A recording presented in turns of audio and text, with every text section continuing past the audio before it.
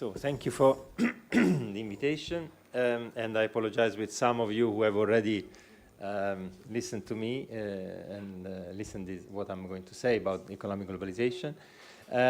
This is part of my book on the economics of globalization. The painting is by my wife. I'm telling to Giuseppe, and I'm honored that he's here. The painting is by my wife, by Carlotta. And well, a few words about the economics of globalization that I claim is different from international economics because it implies so many other things. It implies a little bit of international trade and international economics, yes, monetary economics, yes, but also development economics, also economic history, also some international political economy, international business. So it's different from international economics, just to clarify a little bit. And also this quotation, which comes from De Cecco, who had been writing this book for several years, and Marcello De Cecco, unfortunately, before passing away, he saw me at some point and he said with his famous voice, you know, Della Post, hurry up with that book on globalization because, you know, that's going to finish soon, you know. And he was seeing this in advance. He was seeing this already when when globalization was, you know, not many people were suggesting that globalization was about to finish. So very quickly, different phases of globalization. Well, we economists, we tend to, we want to have measures. So this is why we consider globalization as starting from, you know, the second part of 1870. So here we have different views. Historians claim, you know, with the geographical discoveries already globalization started. So why not for economists? Because this is the first time in which we could measure the convergence of prices, right? So here, in this period, is the first time in which prices across the world could converge. And of course, this was also due to the fact that there were technical improvements, technical discoveries. So the Suez Canal, for example, 1869 is one possible date, if you want to have a date for the beginning of globalization, precisely because, you know, trade across the world was made possible. And also steamships made possible to trade across the world. So in a way, it was not possible to have price convergence before. And so some of these issues, you know, why are we considering globalization starting that period is addressed in the book. Different phases, these are all pictures taken from other people's work, and we see that, you know, there is a first phase that starts again in 1870 and is characterized by the increase in the three different sectors we are going to consider as representative of the economic life of economic activity. So goods market, goods and services, and then the factors labor and capital. And we see that in labor, in capital, in trade, globalization had been, you know, improving in the first period. Then we had the setback in between the two world wars, and this was already a sign that it is not necessarily true that there is no alternative. You know, the famous Margaret Thatcher acronym, you know, globalization cannot be resisted. Well, already history proved that globalization can be reverted,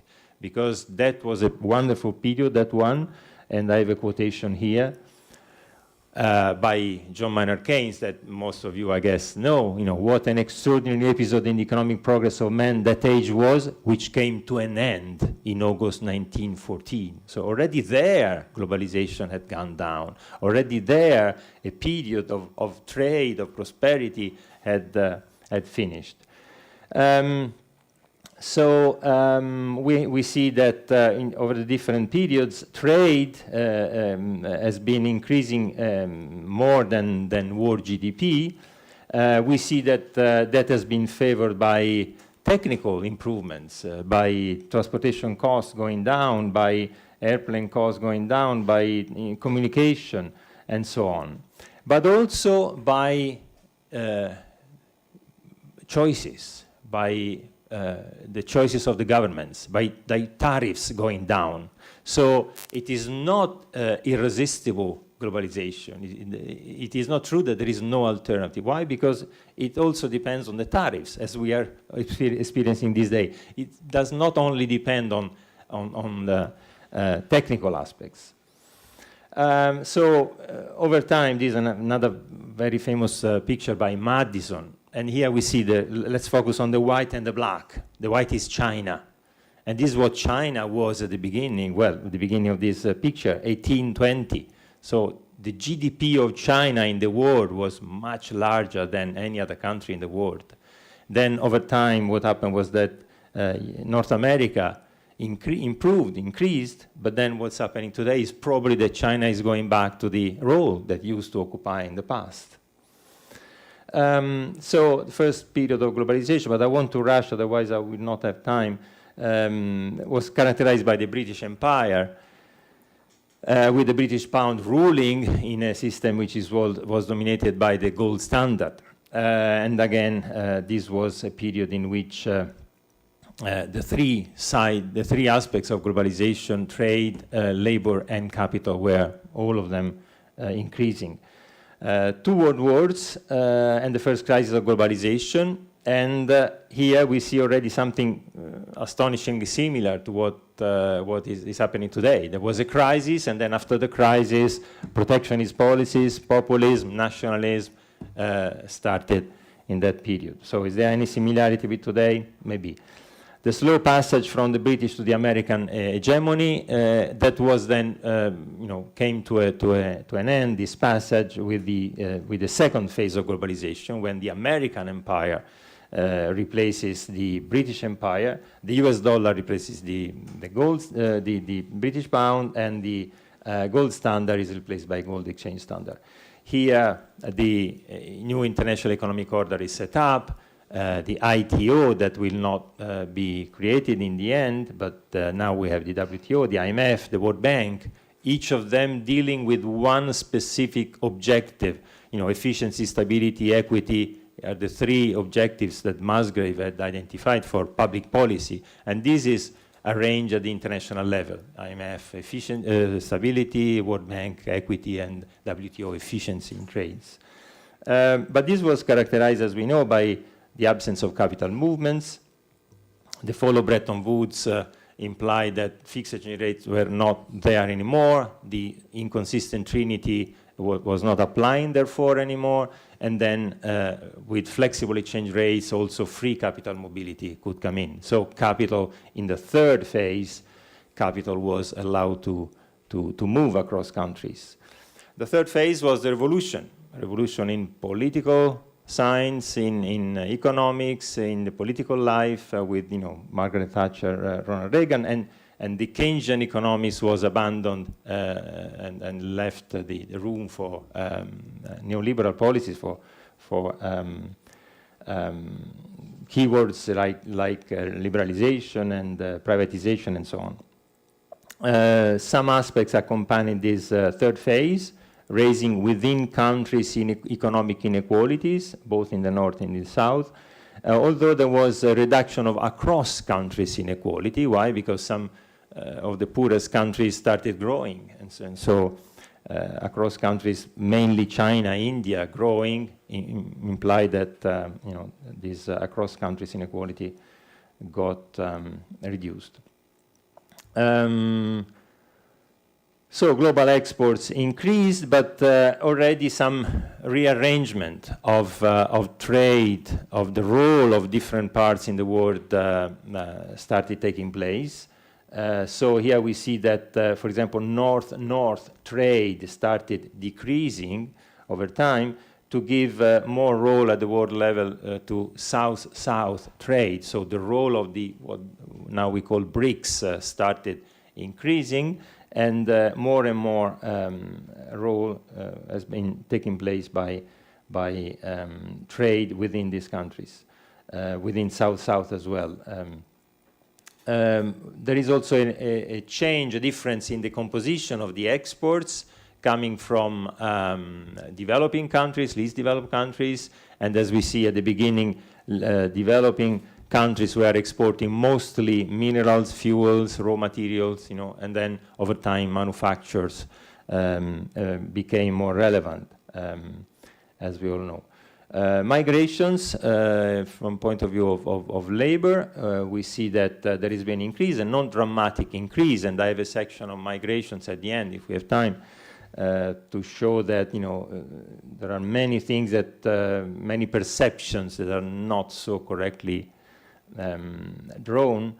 And you see 3.3%, maybe 3.4 at the moment, percent of the population living in a country was not born in that country recently. So capital movements, so I'm touching, you know, trade, labor and capital. And as for capital, we have this fact that, you know, standard economic theory would suggest that capital should flow where it is mostly needed, and one would think that where is mostly needed in the south is the south of the world, but in fact this is not the case. Capital flows mostly towards developed countries. You know, there was a Lucas paradox that he pointed out. Basically, capital is attracted where it's more productive, so not necessarily where it is more scarce, right? So it tends to go to California rather than to where it is less available. Different composition of capital flows. We had at the beginning bank lending, very relevant, but then over time FDIs became more relevant, and also some portfolio bonds and shares. The role of over the counter derivatives, which is really significant, you know, 5 times as large as the GDP at the world level, the flow of these derivatives. Now, all these implied some criticisms, or what has happened has implied some criticism. But this criticism, and especially the criticism and the period that we are experiencing today, is not the first period of criticism. In fact, we all remember, well, some of us remember, that there was a first period of criticism already in the 80s, but especially at the end of the 90s, with the, you know, some riots, in fact, in Seattle, in Genoa. So the current period of criticism is not the first one. And there is a clear distinction between what happened before and what is happening now in terms of criticism. So the first, I'm claiming that the first wave of criticism that occurred in the 90s, but also in the 80s, was mostly coming from sort of a left-wing perspective, and mostly coming from southern countries, or from a southern perspective of globalization.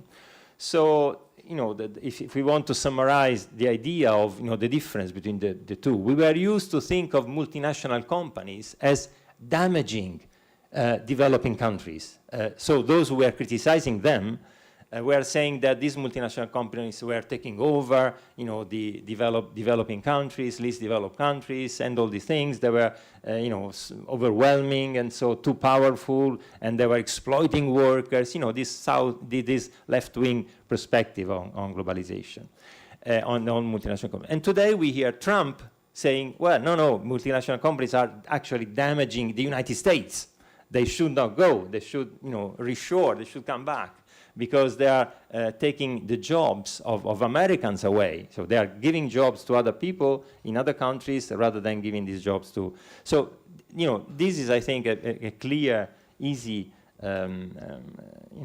classification of the different criticism. But especially in the first part, since this criticism was coming from, again, a left-wing, a southern perspective, everything became, everything remained the same, business as usual. So this was discarded, this criticism was discarded as coming from irrational people who didn't understand really economics, who were just irrational, and so on. So anyway, I can continue while you... Oh. Okay, so, and the idea was, then at the time, there is no alternative. How can you dare to think that you can stop this? This is an unstoppable phenomenon, right? Nothing really changed at the time. Now, and also, you know, the left, this is what we are here. I just read a declaration by Calenda this morning. I woke up rather early. Calenda, this politician of the Democratic Party, or we left, whatever, I don't know.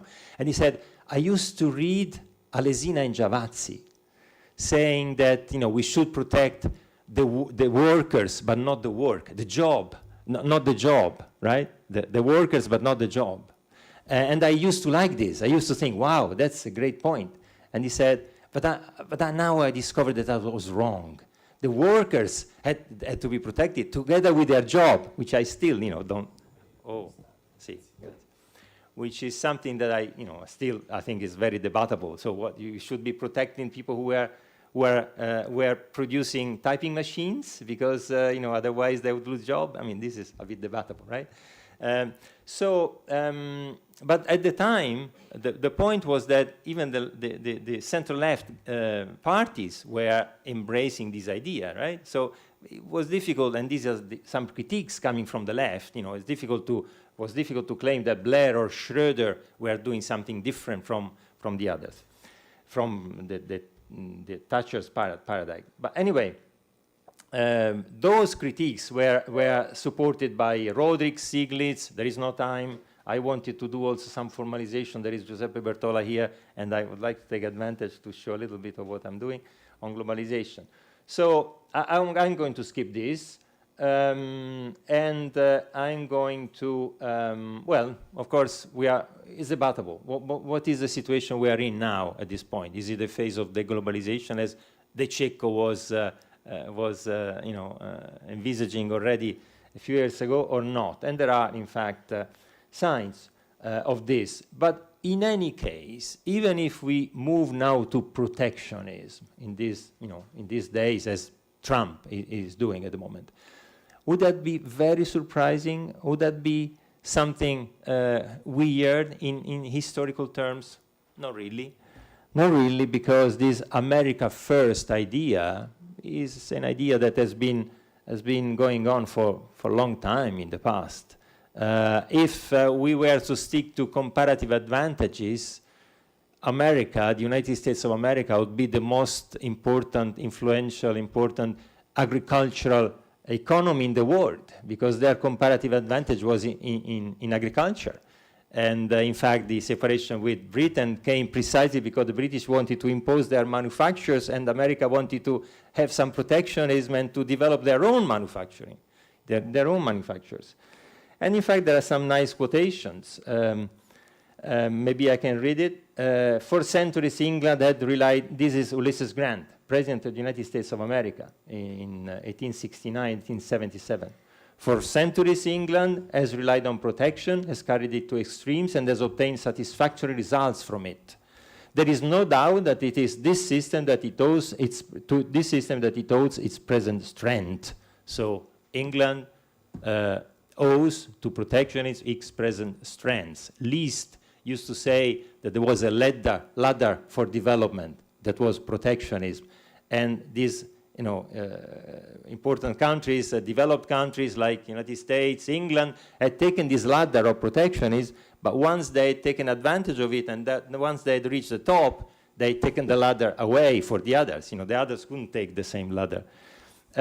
So this is saying, after 2 centuries, England has found it convenient to adopt free trade because it thinks that protection can no longer offer it anything, right? So England moved to free trade because it was in its interest. Very well then, gentlemen, my knowledge of our country leads me to believe that within 200 years, when America has gotten out of protection all that it can offer, it too will adopt free trade, right? This is what Ulysses Grant. And then there is another quotation which is quite nice, Abraham Lincoln. Well, I don't know much about economics, he said, but I do know this, if I need a coat and I buy it in America, I have a coat and America has the money, right? Again, protectionism, you know, that was very much in place.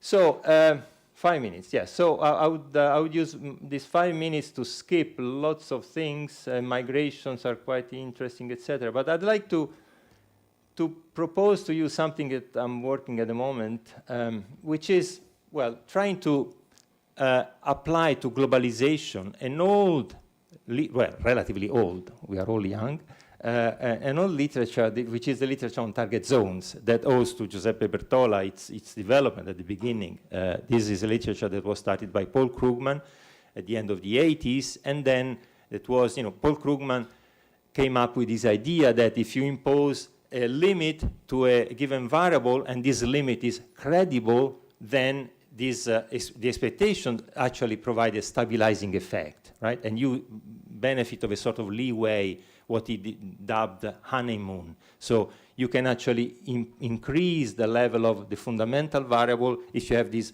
credibility effect stabilizing. And then Giuseppe Bertola and Caballero argued and proved that this is a system which is actually only valid if you have a credible target, upper target. Because in the lack of credibility, rather than having a honeymoon, you have a divorce. So you have a separation. You have, in fact, the opposite effect. Expectations play on the other side. So, in fact, and we'll see in a simple graph, if you have this target which is not credible, the more you get close to the target, and the more is likely that this target will be overtaken. So this was the idea applied to exchange rates, to fixed exchange rates. Then recently, there are a couple of papers, Journal of Macroeconomics, Dynamic Macroeconomics, that apply these target zones literature to the euro area crisis, to public debt. And I'm not going to enter into the details there. The target is the possibility for the governments to actually stabilize public debt thanks to primary surplus. There is a limit to the primary surplus that countries can run. There is a feasibility limit. There is a fiscal fatigue. You cannot impose 30%, tariffs or taxes on citizens, or you cannot cut all services. There is a limit, right? So anyway, that was the point. But then I thought that this might also be applied to globalization. Why? Because you have some costs for globalization. CT is the cost. GT is the globalization. So GT is the fundamental, right?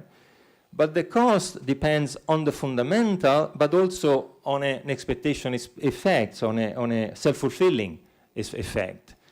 So the more you expect the cost of globalization to be high, the more the cost actually increases, right? So if we accept this and we take the usual assumption that is made in the target zones literature, where this fundamental follows a Brownian motion process, and we develop the model, and I'm not going to go into the details. We have some standard, and I'm sure Giuseppe recognizes this very well, standard equation that defines the fact that the linear relationship between the cost and globalization is actually affected by the expectations. So it can be affected positively, as in this case, right? And you see that G bar is the level of globalization that can be reached linearly according to a given cost that the governments are supposed to be accepting. The cost is the limit, the target that governments do not want to overtake. But if this is credibly established, if governments are actually credible in this promise not to let the cost of globalization exceed, then you have this honeymoon effect. Globalization can actually move even farther than what would be acceptable. Smooth spacing is this smooth touching of this nonlinear curve to the target. This is how I think Krugman himself defined this process. Then, here you have the two together. However, you have the Bertola and Caballero effect, the divorce effect. So the other, the convex nonlinear curve is the case in which this target is non-credible. So at the moment in which governments are not credible in their promise to protect the workers, let's say, to protect citizens against the negative effects of globalization. I'm so sorry. I'm so sorry. Once that happens, then you have that globalization has to finish before, then would eventually finish in the absence of expectations, or the expectation effect, okay? So this is a first blind, simple application of the target zones technology to the globalization point, to the globalization issue, problem. Then a little thing, another little thing is trying to put together this literature on target zones with the idea of heterogeneous agents. So the idea is, what happens if this target is not known with certainty by people, because people do not observe it with certainty, do not know it with certainty. This target would be what? Would be the result of a loss function of the government that has to minimize a loss function that depends on the costs of globalization and the benefits of globalization, right? So depending on the preferences of the government, on, do you care about inequality within your country or not? If you do care a lot, then it means that globalization is very costly to you. If you prefer to have more growth, then you go for globalization. You get the benefits of globalization. But if people are not certain about this level, then you have a probability distribution of this, what is the actual target. You don't know for sure. And anyway, if you develop the model, what happens is that this target zones model changes, moves in this sort of smooth transition from credibility to lack of credibility, right? So the more globalization proceeds, the more people become aware that actually the government is not holding its promise to keep the costs low. And so they start challenging globalization. They start fearing globalization. And therefore, the expectation effects becomes negative rather than positive. So the stabilizing effect, the fact that the costs are below the linear dotted line, turns into negative effects of the expectations, and the costs exceed the linearity. And I think that's enough. Thank you.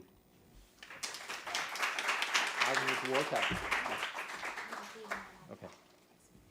Thank you for the presentation. We have 10 minutes for discussion. So, are there questions? I guess in the book you treat that you were talking about globalization always in trade terms, and we all know that the big push towards globalization has been on financial terms, and actually none of that is going back, and actually if any is moving in a more synchronized manner. You see central banks actually operating in a more coordinated way now than they used to do 10 or 20 years ago, and even after the financial crisis nothing has really changed in that respect. So all these things about the pace of globalization and the political economy behind it, I mean, it looks like it's affecting only one layer of globalization, but not to the main one, which has overcome since the 90s on the back of technological change. So what is your view on that? Yeah, it seems a paradox, because if according to some people, to many people, in fact, the crisis came precisely because of these liberalization capital movements that took place after World War II. That was not there. There was this famous paper, Goodbye Financial Repression, Hello Financial Crisis, right? So it seems paradoxical. Yes, it's true. And it's true also that the signs of the retreat of globalization are in FDIs, are in trade, but yeah, it's true, not necessarily in, although FDIs are part of capital, but not the financial part of the capital movements, yes, but I substantially agree with you, which is sort of, but if you think, it's also paradoxical that the answer to globalization comes from, populist movements. That's also paradox, to think that people who have been hurt by globalization are now trusting Brexit and Trump, which is a bit weird in my view, at least. So, thank you. Just to short point, the first one, you skipped the second wave of criticism. Oh, yeah. Suppose, Oh, I'm sorry, yeah. Right wing and north driven. Which years you start that? 2010? After the global financial crisis. Although, again, Oh, yes, sorry. No, the second was a question. The last point, your targets on literature-based approach is very interesting. Could you apply to a single country, for example, to China? I'm not sure. I have to think about that. Well, you have to apply in a country where people have the right to do things, and I'm not sure that China is the kind of country where. There's a problem. Yeah, yeah. So I don't know that. The counter example. Yeah. So anyway, the first point is, yeah, the thing I wanted to say is it's also paradoxical again. If you think the global financial crisis started in the United States, hit hard the United States, but the United States is the country that has come out of the global financial crisis better than any other country, with the policies that have been taking place, Keynesian policies, the fiscal stimulus, and their unemployment rate is, satisfactory. One can say, yes, are those people employed, in good shape or not? Is their income satisfactory or not? Maybe there are people who work but still under the poverty line. But the paradoxical result is that Trump and populism started growing in a country that actually has been able to respond to globalization better than any other countries. And if you think, again, quite paradoxically, Brexit has come in place in a country that has not been hit by the euro area crisis. Quite often we compare Spain with Britain, with the UK, and we say they had the same public debt to GDP level, but Spain was attacked, was under crisis, and Britain was not, right? Because Britain had the central bank backing, blah, blah. So again, you have the protest against the crisis, against the problems that have come out in those days, has come in Britain. That was paradoxically not hit by the euro area crisis. This is again another paradox. Then for China, I don't know. I have to think about that more carefully. Whether the cost again, there you need to have a market power. I'm not sure that Chinese consumers have this market power. Chinese markets have this market power. I don't know. I mean, I have to think more carefully, but it's a tricky and nice question. Thank you. Are there other questions or comments? Actually, okay. One point. One is that when we compare the first phase of globalization and the second phase of globalization, we must take into account that the first phase of globalization was made partly, but substantially, between the center and the periphery of empire, colonial empire. So between countries, they were not the periphery of the empire were not put on to the side that played decisions. While the second phase is an independent country, even with a very different political and economic power. And that is important, otherwise. And the second point is that as regards the United States, the last thing that we said, in the United States, if you look at the electoral results, the decision in favor of Trump against Hillary Clinton was made particularly in three states, Illinois, Michigan, and the other states. And these states were typically democratic than in the previous election. But there were states where the recession had hit more, struck more heavily. And many people had lost jobs or had worse jobs than before. And Trump was very able, probably using indicators from Cambridge Analytica and so on,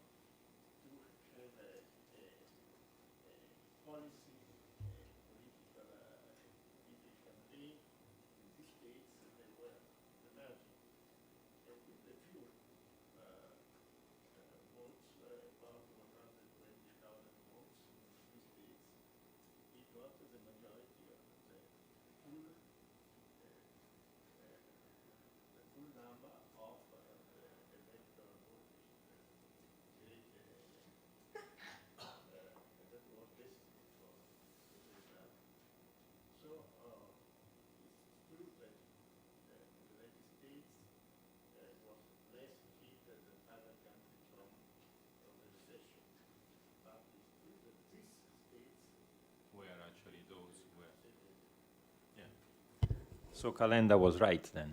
Those were yes, as for the voluntary thing, that's quite important because it's precisely because of this voluntary aspect. Yeah.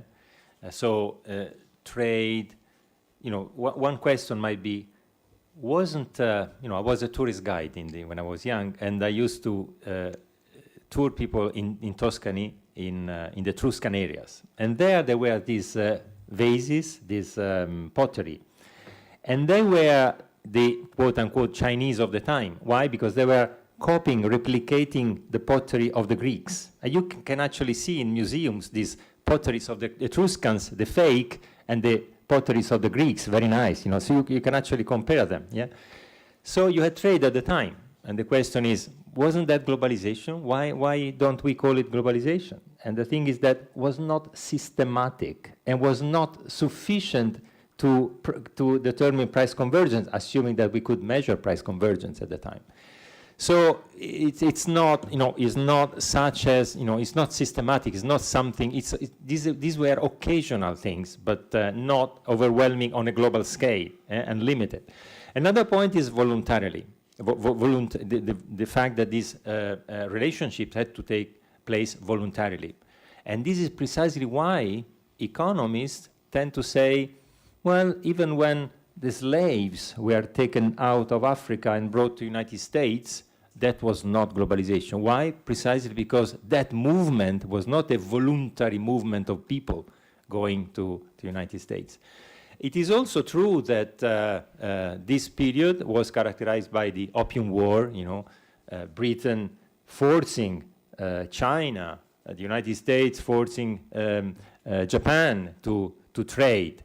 But in some ways, at a later stage, this voluntary aspect is recognized. So in some ways, at a later stage, this colonial effect has been interpreted as being diminished. But certainly, I mean, if that period was again a period in which trade was not free, was not a deliberate choice, then you would certainly be right to.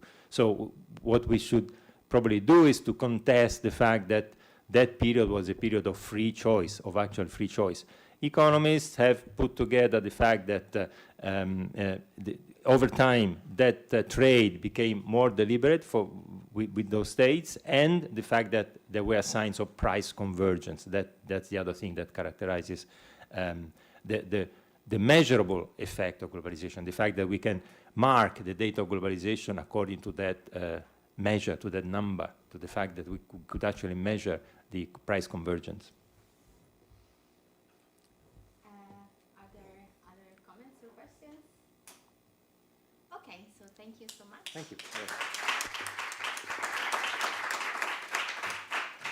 And now there's a coffee break in the same room where we were yesterday.